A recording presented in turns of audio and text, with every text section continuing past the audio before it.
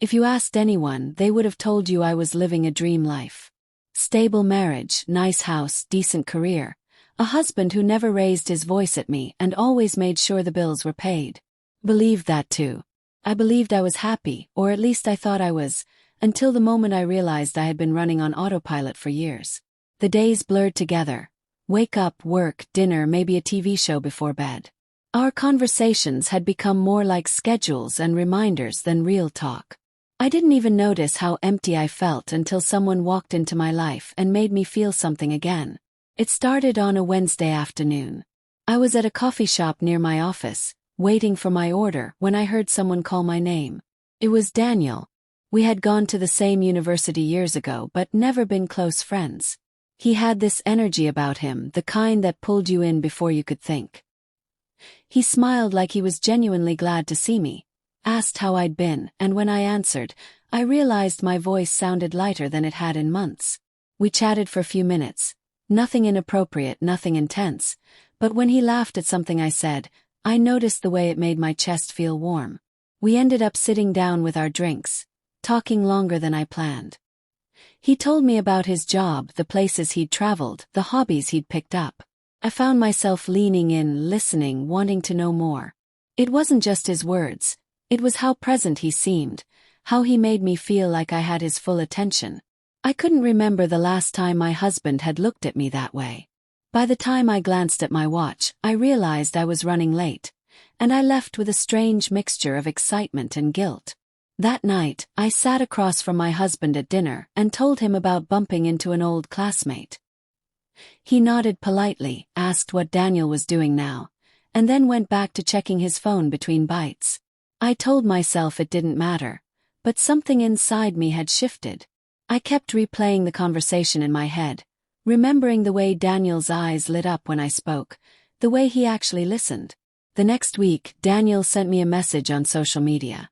Just a quick, "Hey, it was nice running into you," but I stared at it longer than I should have before typing back. Our chat started light. Memories from school, shared jokes about old professors, but soon we were talking about life now. I told him about my job, my love for painting, even though I rarely made time for it anymore.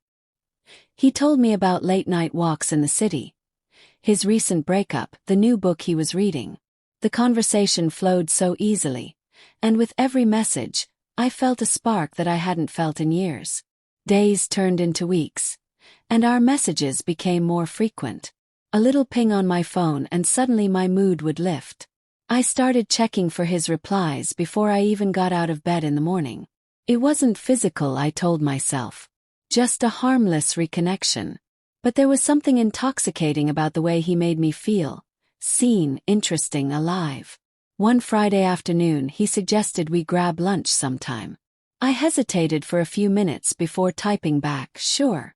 We met at a quiet cafe, and the moment I saw him I felt the air shift again. We talked for over an hour, laughing about silly things, slipping into moments of deeper conversation that made me forget where I was. When I left, I told myself it was just lunch, just catching up with an old friend. But the truth was, I'd been thinking about it all week, choosing my outfit carefully, checking the mirror more than once before I left the house. Home life went on as usual. My husband worked late most nights, and when he was home, he was tired. We still shared the same space, the same bed, but it felt like we were living parallel lives. I knew I could tell him I missed the way we used to connect, but a part of me feared that the conversation wouldn't change anything. It was easier to slip into this secret corner of my life where I felt desired again, even if I didn't call it that yet. I started to notice how often Daniel crossed my mind, when I was cooking, at work, even in the middle of conversations with other people. I'd catch myself smiling at my phone or scrolling back through our messages late at night. I tried to convince myself it was just nostalgia, just the thrill of something new. But when I saw his name light up my screen, my heart beat faster in a way I couldn't ignore. One night, as I was getting ready for bed, my phone buzzed. It was Daniel. "Can't stop thinking about our lunch last week." I stared at the words, my pulse quickening. I typed back before I could overthink it. "Me too." I locked my phone, slid it under my pillow, and lay there in the dark, feeling both exhilarated and uneasy. I told myself nothing would happen, that I was strong enough to keep this harmless. But deep down I already knew the truth. I wanted to see him again, to feel that rush, to escape the dull routine my life had become. And I couldn't ignore the way my heart raced every single time his name appeared on my screen.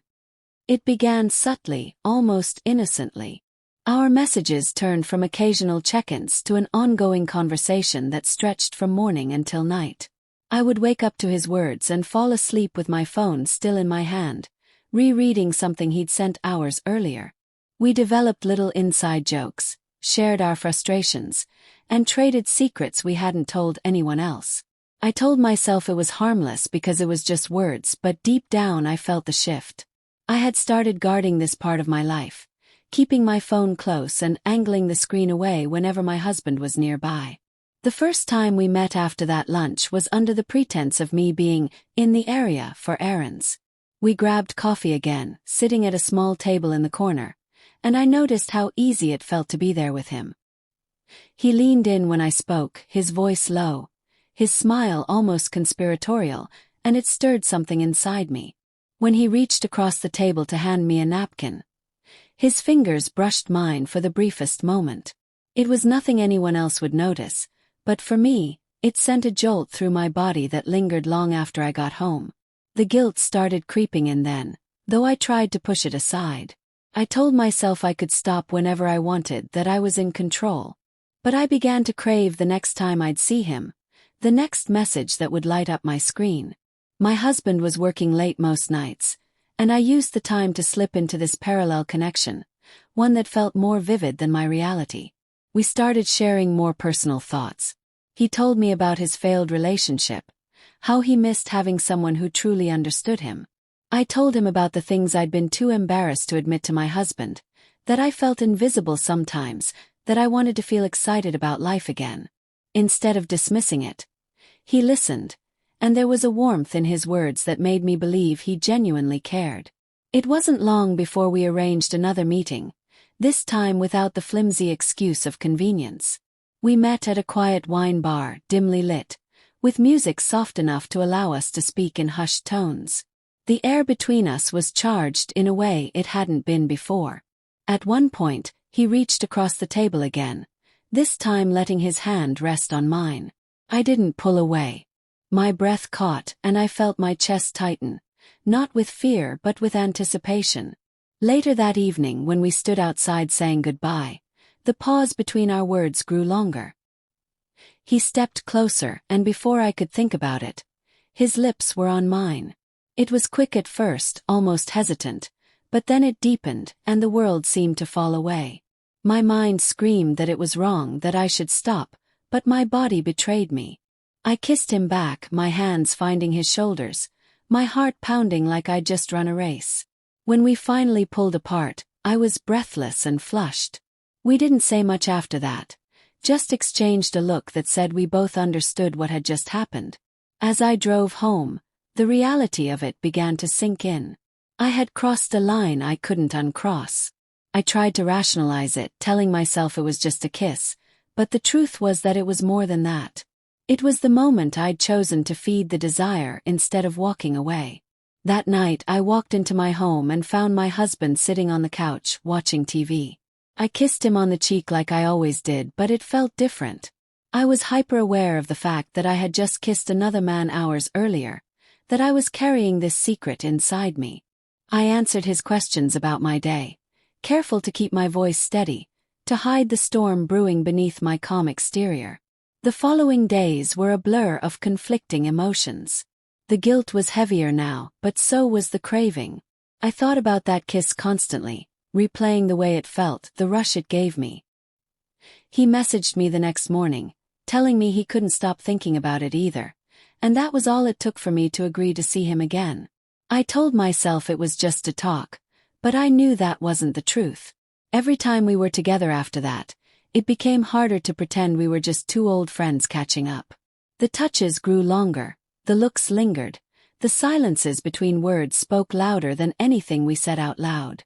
And each time I went home afterward, I carried the weight of the lie with me, smiling through conversations with my husband while feeling my chest tighten with the knowledge of what I'd done.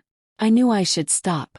I knew the smart moral thing to do was to end it before it went any further. But the truth was, I didn't want to. I wanted more. The adrenaline, the validation, the way he made me feel like I was the only person in the room. It was dangerous, addictive, and I was already too far in to walk away. One evening, after another stolen meeting, I drove home in silence, the sound of my heartbeat loud in my ears. I glanced at my reflection in the rearview mirror and barely recognized myself. This wasn't who I was supposed to be. And yet, a part of me had never felt more alive. I had crossed the line, and there was no turning back. It didn't take long before what started as a single kiss turned into something much more. The messages became constant, not just during the day but late into the night. Sometimes I would lie in bed with my husband sleeping beside me, phone in hand, my heart racing as I read words meant only for me. We spoke about everything, desires, fears, fantasies, and there was an intimacy in those exchanges that felt deeper than anything I'd shared at home in years. The secrecy made it intoxicating and I was hooked. Our meetings became more frequent. I stopped pretending they were accidental or work-related. I'd tell my husband I was staying late at the office or meeting a friend, and instead I'd be with him, my pulse quickening at the sound of his voice, the way his attention never wavered. Each encounter blurred the lines further. What had once been harmless was now fully physical, each touch pulling me further from the life I was supposed to be living. I became skilled at covering my tracks. I deleted messages, cleared call logs, memorized my lies so they sounded effortless. I'd check my reflection before walking in the door to make sure there was no trace of where I'd been. Still, there were cracks forming in my act. My husband started asking questions, not directly accusing, but hinting at noticing changes. He'd comment on how distracted I seemed or how much time I spent on my phone. I would laugh it off, deflect, but each time his eyes lingered on me, I felt my chest tighten. Despite the guilt, I couldn't bring myself to stop. The pull was too strong. The way he made me feel was unlike anything I'd experienced in years. Alive, wanted, exciting. I began to live for the moments we could steal together. The rush of knowing it was forbidden only making it more addictive. Even the smallest gestures, a hand on my back, a whispered word, were enough to consume my thoughts for days. The double life began to wear on me in ways I didn't expect. I'd be sitting at dinner with my husband, nodding along to a story, while my mind drifted to the way his hands felt on me earlier that afternoon. I started avoiding eye contact at home, not because I didn't care, but because I was terrified he'd see the truth written all over my face. At night, when I lay beside him, the weight of my choices would press down on me, yet I still found myself reaching for my phone the moment he turned away. There were moments when the guilt would hit me hard. I'd wonder what would happen if I was caught, if this entire web of lies unraveled in front of me. I imagined the look on my husband's face, the disappointment, the betrayal. Sometimes I would tell myself that the next meeting would be the last, that I'd end it and focus on fixing what I had at home. But the next time my phone lit up with his name, all those promises dissolved. I wasn't ready to give up the feeling he gave me, even if it was destroying me in the process. One night, after an argument with my husband over something small and insignificant, I found myself texting him without thinking. Within an hour, I was in his arms, letting the anger and frustration dissolve into something else entirely. It was like he became my escape, the place I ran to when reality felt too heavy. I knew it was wrong, that I was using him as much as he was using me, but I couldn't deny that part of me craved it. The secrecy began to change me. I started paying more attention to my appearance, not for my husband but for him. I'd wear the perfume he said he liked, choose clothes I knew would catch his eye. I noticed how much effort I was willing to put in for someone who wasn't the man I'd promised my life to. It was a realization that should have scared me, but instead, it thrilled me. At the same time, I began to see how fragile this fantasy was. There were moments when I'd catch him glancing at his phone during our time together or speaking vaguely about his own life, and I'd wonder if I was the only one he was sharing these stolen moments with. The thought stung, but it didn't stop me. It was easier to pretend I was special, that what we had was unique, rather than face the truth that I might just be another escape for him too. By then I had stopped comparing him to my husband. They were two separate worlds, and I was living in both, constantly shifting between them. At home I played the role I always had, dutiful, dependable, present on the surface. With him I was someone else entirely, bolder, riskier, unapologetically selfish. The contrast was addictive, and I feared what would happen if either side bled into the other. Deep down I knew it couldn't last. No matter how careful I was, secrets had a way of surfacing. But that didn't stop me from chasing it.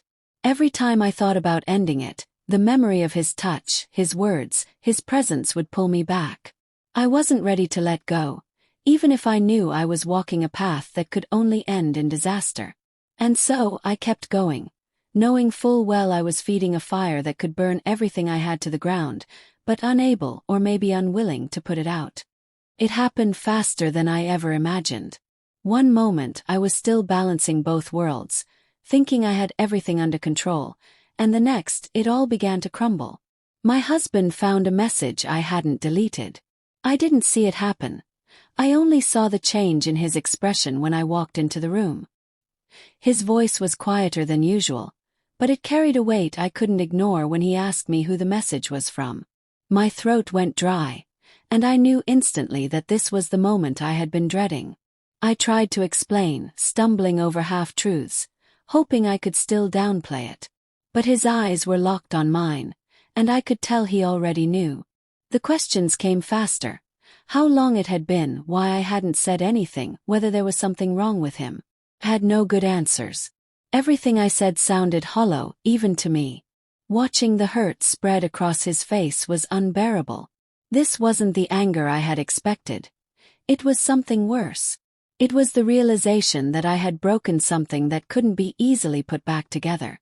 The conversation dragged on into silence, the kind that feels heavier than shouting ever could. He told me he needed time to think, and I knew there was nothing I could say that would undo what I had done. For the first time, the reality of my choices hit me with full force. The fantasy I'd been living dissolved instantly, replaced with the harsh truth that there was no going back. I reached for my phone more than once in the hours after, tempted to message him, the man I'd risked everything for. But the thought of doing so felt different now. I wasn't just sneaking away for moments of passion. I was facing the wreckage of my marriage, and I wasn't sure I could justify reaching for more fuel while the fire still burned. Still, his name lingered in my mind, as if he was both the cause of and the escape from everything that had just exploded in my life. When my husband finally came home that night, he didn't say much. His eyes were red, and he moved around the house like I wasn't even there. The distance between us was physical and emotional, and I could feel it growing with every passing minute. I wanted to apologize again, but I didn't know if it would matter.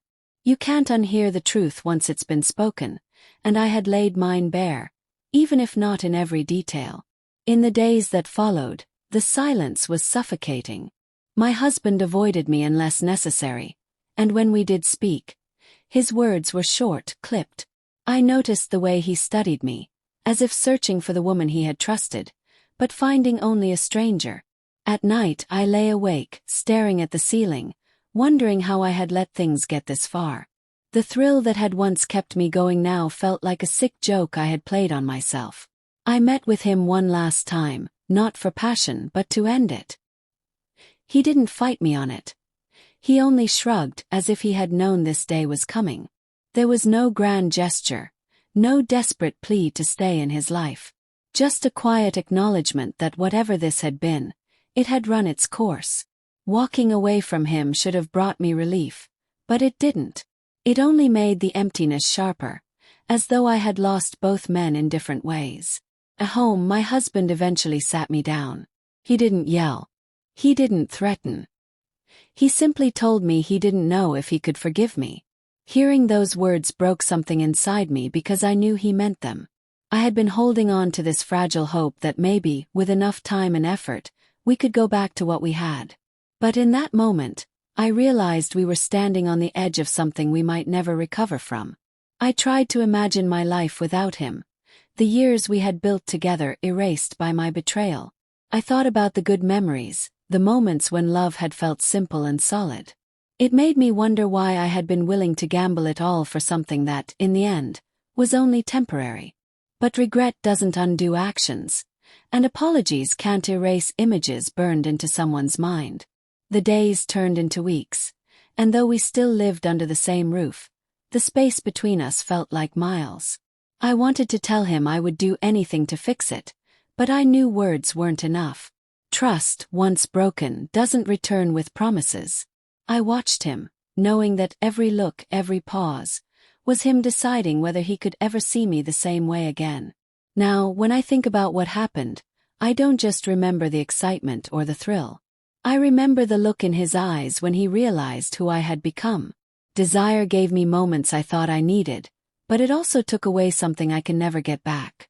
I'm left standing in the ruins, knowing I built the walls that trapped me here, and the only person to blame is myself.